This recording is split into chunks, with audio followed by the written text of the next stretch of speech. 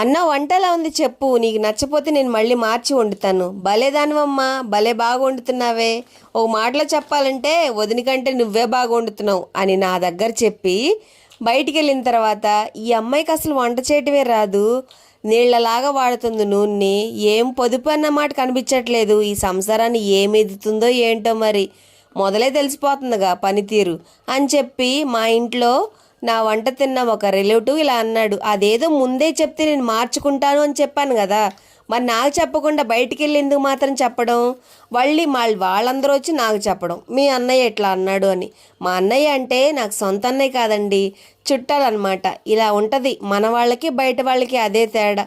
ఏంటోనండి ఈ మనుషులు కొంచెమైనా డైరెక్ట్గా మాట్లాడరు కదా, దొంగ తిరుగుడంతా.